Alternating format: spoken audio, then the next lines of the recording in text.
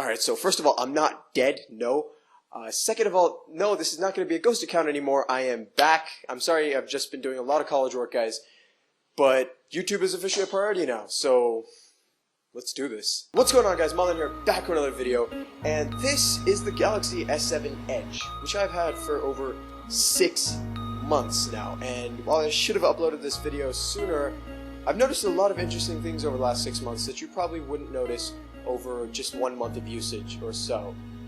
So here is my very exhaustive and thorough review of this spectacular smartphone.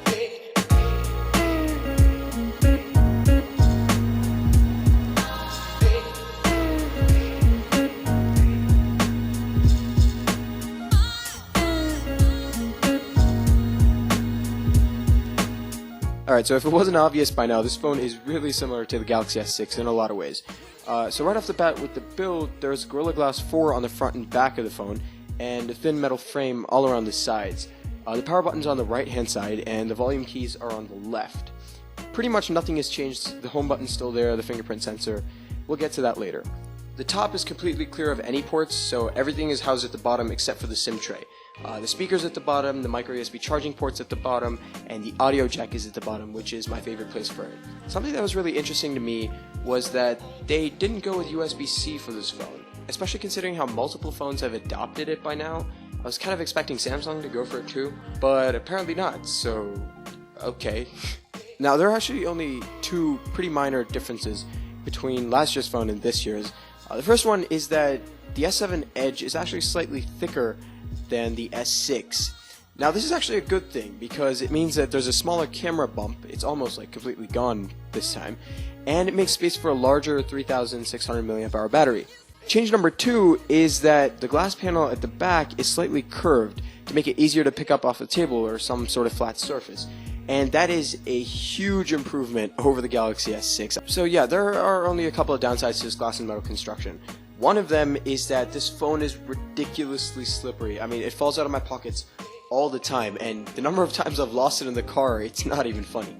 The second disadvantage is that, well, it's made of glass, so it's going to be a huge fingerprint magnet, and if you don't like that, you're going to have to wipe it down every now and then. At the front of the device is Samsung's Super AMOLED display. Samsung's known for its displays, and this one's no different, but I gotta say, damn! It's vivid, it's saturated, and it just pops at you. I think it comes in at around 534 pixels per inch, but it is easily the best display I have ever seen on any smartphone. Believe it or not, it looks more like a sticker than a screen. Now, the S7 Edge is also supposed to be completely waterproof. It's IP68 certified, which means it's splash resistant. You can use it underwater at a depth of about 1 meter for half an hour or something like that. And it does all this without any external flaps. So there's no flap covering the speaker, the charging port, or the audio jack, which is a great thing. So obviously I decided to test this out.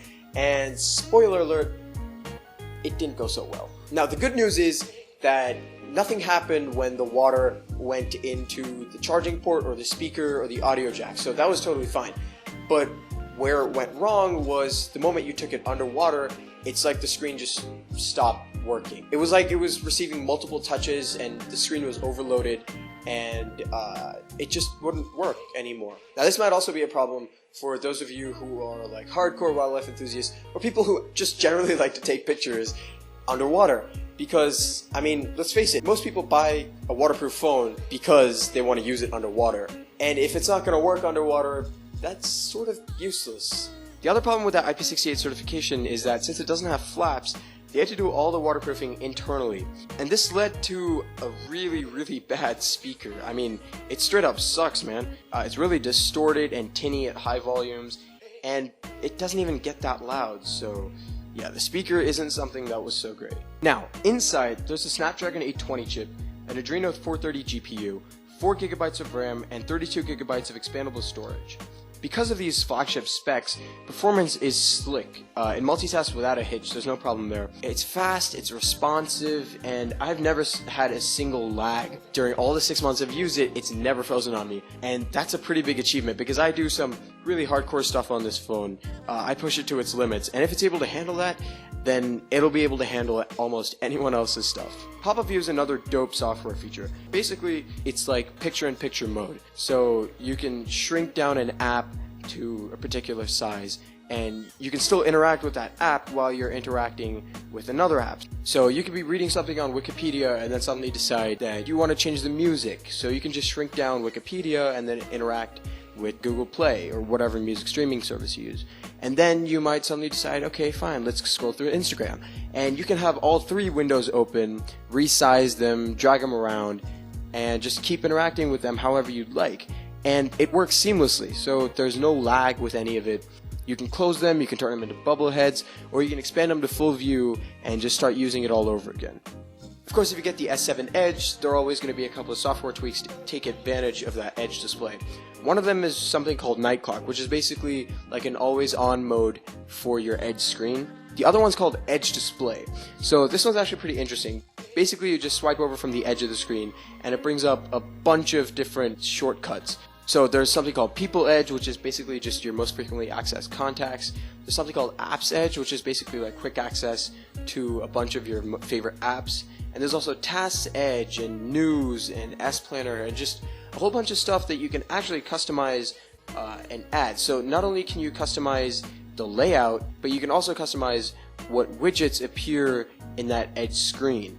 So you can mess with the transparency, the size of the Edge tabs, the position of the Edge tabs. If you're left-handed, you can put it on the left side, right-handed, right side.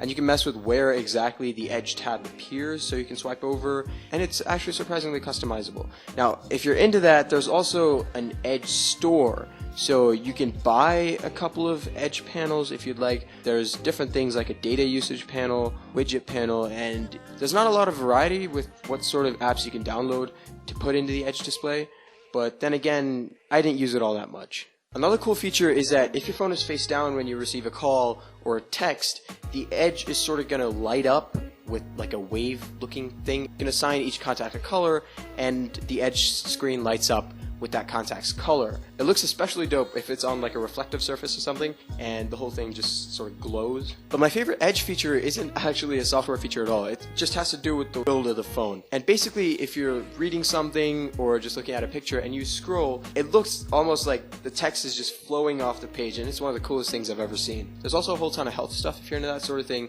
so you can measure your heart rate, your SpO2 levels, whatever the hell that is, your stress levels, believe it or not, and of course it works just like your average pedometer, so it measures the number of steps you take. So yeah, it's actually a pretty complete package.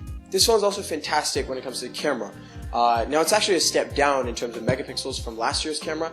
Last year's was a 16 megapixel sensor, and this year's is a 12 megapixel sensor. But this year there's actually a whole bunch of new stuff in the camera. So the lens has an f1.7 aperture, and it's actually got a larger pixel size than last year's. Now the larger pixel size helps with picking out better detail in your shots, and the f1.7 lens helps with that shallow depth of field. Photography in auto mode is super easy, and in daylight conditions the photos are almost always perfect. Colors are always bright and saturated, though sometimes they're a bit overblown. The photos always look great though, so I think that's a pretty good trade-off. Now low light was where I was the most disappointed with this camera.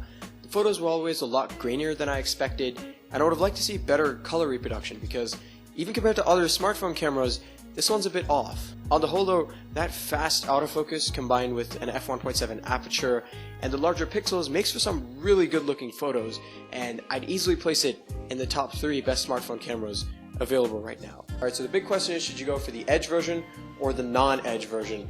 And in my opinion, you should definitely choose the Edge version for a couple of reasons. Now, reason number 1 is that the S7 Edge actually has a slightly larger display than the plain old S7. This one's 5.5 inches and the other one's just 5 inches. Now to me this is a deciding factor because I have pretty large hands, and for those of us with large to even medium-sized hands, we're going to prefer a larger phone over a slightly smaller phone.